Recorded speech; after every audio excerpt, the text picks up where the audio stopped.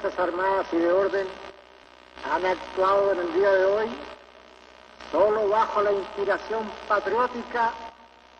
La Junta mantendrá el Poder Judicial y la asesoría de la Contraloría.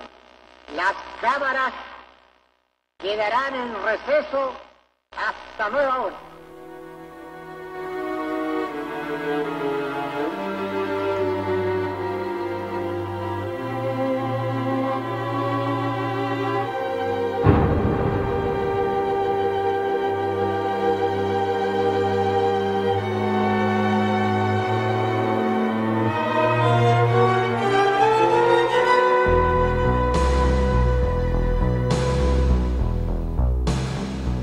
Mónica Benarroyo nació en abril de 1925 en Bucarest, Rumania.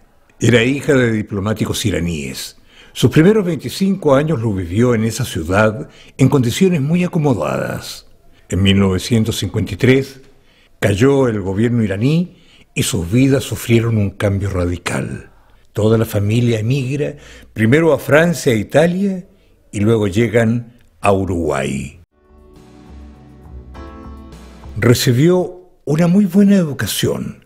Hablaba y escribía correctamente 6 idiomas. En 1954, sus padres mueren en un accidente. Tomó la nacionalidad uruguaya. En Montevideo, trabaja en la empresa Italcable y vive en un pequeño departamento casi frente a su oficina. Se matricula en la Universidad de la República en la Facultad de Humanidades. Son años de gran efervescencia política y social en Uruguay. Ella, miembro de una élite derechista, comienza a los 40 años a simpatizar con la izquierda. Se inscribe en el Partido Comunista Uruguayo, hecho determinante en su aislamiento familiar. Participa y gana un concurso convocado por la Casa de las Américas, con una monografía sobre el Che Guevara, cuyo premio era una estadía en La Habana. En ese viaje se fascina con Cuba y al regresar a Uruguay decide radicarse en La Habana. Vende todas sus cosas. En esos años, para ir desde Uruguay a Cuba, se debía pasar necesariamente por Chile. Trabajé con ella desde 1964 hasta 1972. Vivía sola, leía mucho, sobre todo de filosofía. Sabía muchos idiomas. Fui su compañera de trabajo en Italcable desde 1964 hasta que se fue. Estudiaba filosofía y se recibió con una tesis sobre Jean-Paul Sartre. Luego se presentó a un concurso de casas de las Américas, lo ganó y fue a Cuba por unos meses. Tuvo una vida medio complicada, provenía de una familia acomodada y viajaba por distintos países por el cargo diplomático de sus padres. Cuando fallecieron, creo que en un accidente, quedaron solos. Tenía un gran sentido del humor, aunque a veces era un poco depresiva, pero era una muy buena persona. Sabía 6 idiomas, hablados y escritos correctamente. Tenía algunos problemas económicos, era muy fumadora. Fumaba unos cigarrillos rubios muy baratos que se llamaban Exeter. Cuando cobraba, se compraba como 4 cartones para el mes. Era bastante especial para la época. Aparte de su manera de vestir, nos llamaba la atención su forma tan independiente, su tono de hablar, con ese acento francés y su peculiar manera de caminar.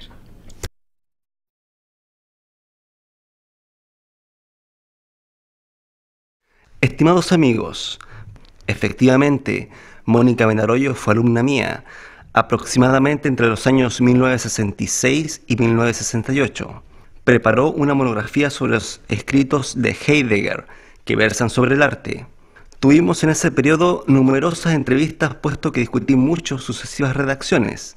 De esas entrevistas recuerdo muy bien 2 cosas: una enorme ingenuidad casi infantil, una sensibilidad a flor de piel y un entusiasmo y hasta deslumbramiento que habían suscitado esos 2 o 3 años de contacto con los jóvenes estudiantes de la facultad, muchos de ellos de militancia en movimientos y partidos de izquierda y mucho menores que ella. Su experiencia de ese breve tiempo, según lo declaraba conmovida, le habían revelado ideas y valores que su vida anterior le había ocultado, y vivía algo así como una conversión. Recuerdo que sentí en ese momento que ella se había entregado inerme a una tarea de la que no tenía clara idea del alcance de sus riesgos. Es todo lo que puedo decirles de mis recuerdos. Buenos augurios en su trabajo. Juan Flo.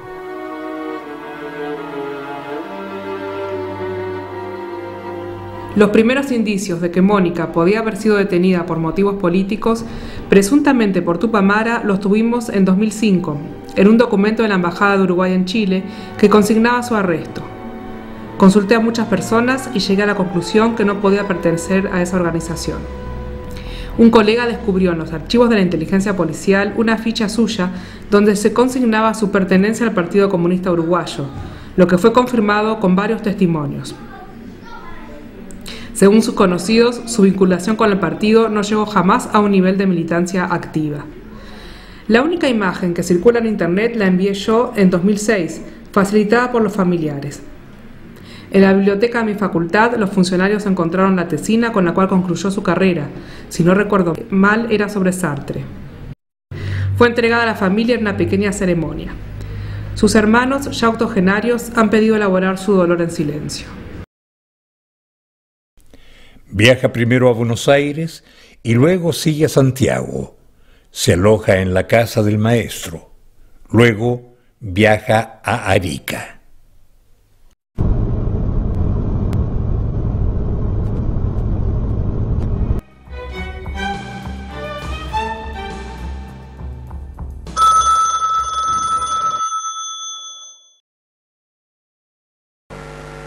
Hola, buenas noches. ¿Cómo estás? Te cuento lo que sé de Mónica. Ella llegó en abril o mayo de 1973. Se presentó en la universidad con 2 baúles llenos de libros. Me dijo que había ganado un concurso para enseñar filosofía. Le respondí, mira, no hay ningún concurso. Al verla desconsolada, la llevé a mi casa y le di alojamiento por unos días. Después se fue y no la volví a ver hasta que la reencontré en la cárcel. Alguien me comentó que estaba trabajando en la municipalidad. Era una mujer muy culta, sí, muy culta. Su trabajo relacionado con la municipalidad es desmentido terminantemente por doña Elena Díaz, alcaldesa al momento del golpe militar, pero confirmado por testigos de la época en Arica y por amigos de Uruguay con quienes comunicó. Se la ha mencionado también trabajando en la empresa electrónica Condensa, colaborando con algunos de los dirigentes que en ese momento administraban la fábrica que se encontraba intervenida.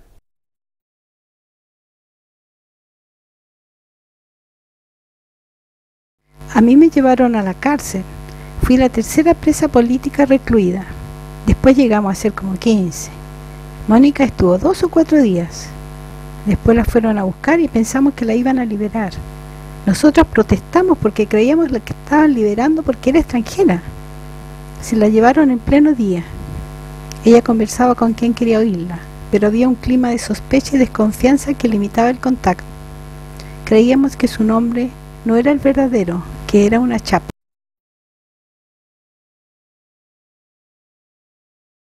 La vi solo una vez, en una tarde de invierno. La recuerdo sentada en una banca, con el pelo descuidado, pensativa, desanimada, como a todas. Se la llevaron primero al regimiento. Llegó a la cárcel entre el 17 y el 19 de septiembre, más seguro el 17. Los presos dejaban la cárcel solo con la orden del fiscal militar. Los sacaban encapuchados. Cuando volvían, a veces los dejaban incomunicados en un calabozo por orden del fiscal. No eran muchos los extranjeros. Se hablaba de la Tupamara. La vi cuando pasaba en la enfermería. La recuerdo delgada y menuda, pero ha pasado mucho tiempo. En algún momento escuché, se llevaron a la Tupamara, la sacaron de noche.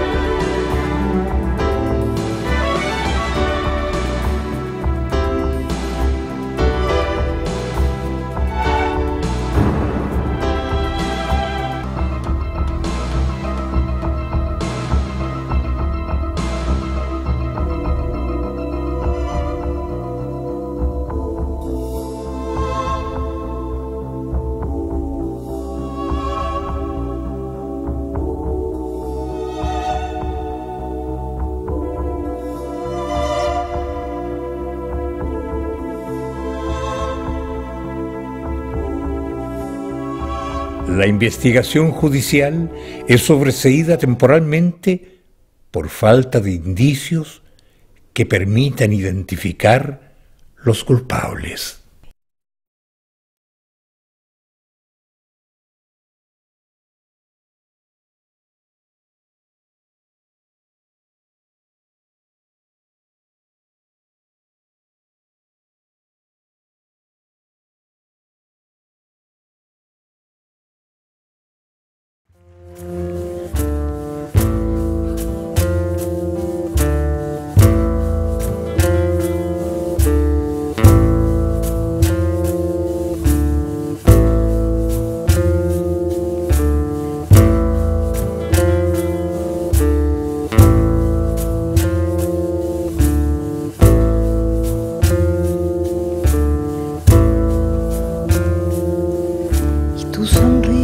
Se desgranó en el aire,